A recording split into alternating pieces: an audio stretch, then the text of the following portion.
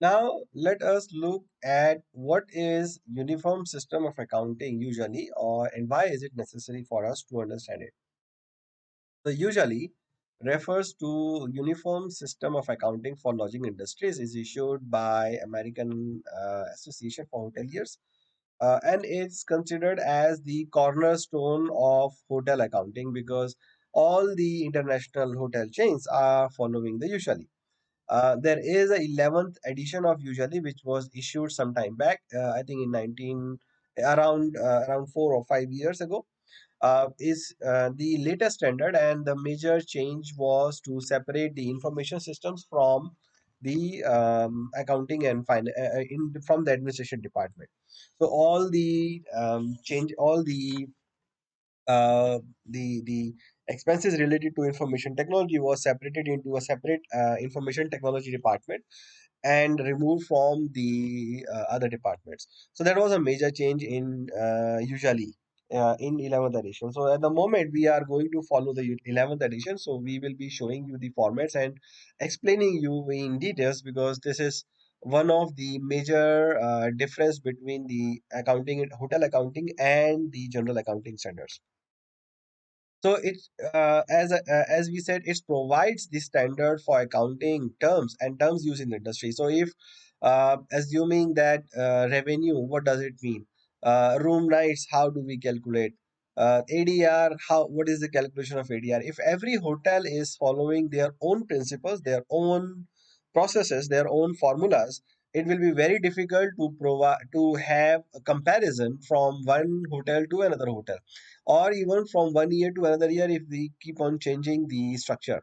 So uniform system of accounting, or usually in short, provides us a basis of the comparison, and it also provides us the uniformity of presentation, so that we can compare the financial results of one hotel with the another hotel. And another major purpose of usage of usually is that it's used by all the international management companies as a basis of accounting. So it reduces the chances of any errors or any disputes in the future on the calculations, because the management fee is based on the revenue and also the profit. So the definition of revenue and profit has to be consistent, and it has to be something which can be measured in clear sense without removal of doubts. So the usually provides the basis for the management company and also the operating company or the owning company to use as a basis for calculating the management fee for operations. So that is the usually. Now, how does the usually works? So usually has also segregated the hotel financial reports into different components.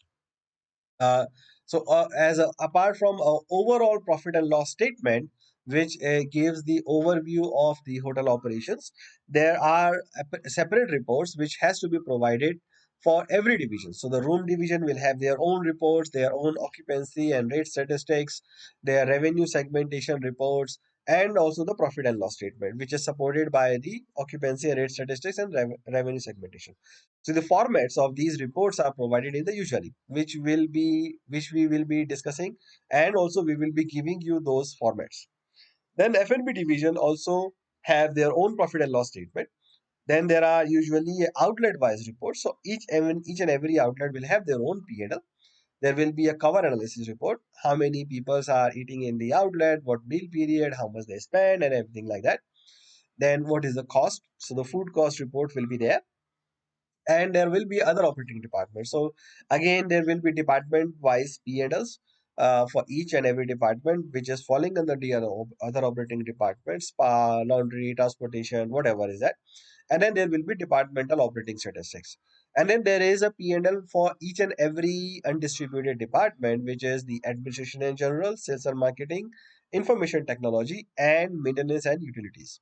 So we will be learning the we let's look at the overall templates of these P&Ls, and then we will from the next week onwards we will be diving more details into the usually. So this is a general P&L of the hotel. So it's divided into two parts. One is the statistics, where we are just saying the rooms available, rooms sold, occupancy, ADR, room revpar, total revpar. You don't have to worry about the what are those mean, what does they mean, because we will be covering them in our future videos. So at the moment, just need to look at the template, right? So there are two separate columns. One is for current period and one is for year to date. And then within the current period, we normally look at the actual, what was the budget, what was last year, and then even there you will see that the in the actual there is a dollar and there is a percentage. So we look at both in terms of dollars and in terms of components like ratio, percentage to the total revenue, so that we can do the both type of analysis here, the vertical analysis and also the horizontal analysis. So this is the overall grand P&L, which is separated into the revenue, which is again divided into the operational departments, room, F&B, and other operating departments, and the expenses by the department as well. So it's a departmental summary of departmental P&Ls, right? So in the usually in the hotel accounting, we normally don't have the total revenue only and the total expenses like sales and like in a normal trading company where we see the IFRS or the other type of profit and loss statement, which are very generic. Here we have much more detailed P&L, which is easier for analysis. Then we have room division P&L, which we look at. So the room, every other departmental P&L will also be separated into the revenue and expenses. And the expense lines are defined by usually. So these are the lines which are defined by usually. The hotels normally are not encouraged to add any line or delete any line from here. If let's say you want to have any other expense which is not you have one you want to get more details of these expenses, you can obviously create subledgers, which we will be discussing in the future to get more details on the expenses. Revenues again is by market segment. We will be looking at it separately. For making it easier, you can also have a simple one page P&L, which is total revenue, transient room, permanent room, other income and allowances. So instead of having the marketing segment details into the P&L itself, you can separate it to another page, which is easier for reviewing. And then also you can put the description in the middle and the month to date and month to date into the separate column, and you can add a column for variances which we don't see in the standard P&L.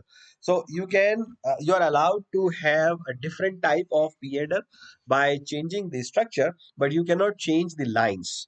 You can add the your structure to the standard structure. You don't have to follow this typical standard, but you can always you're not allowed to change the lines.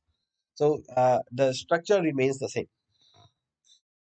Then you have FNB P&L, similar way, revenue, expense, revenue by department, revenue by outlet as a summary, and also the expenses in detail. Similar way, we can also make it easier the FNB P&L into without instead of by outlet, you can combine all of them and provide the details by outlet in a separate manner. So that will make it easier or to review. So then you have the other departments which are standard are there. So you will get these standards, or you will get the standard templates when we are discussing the usually in next week.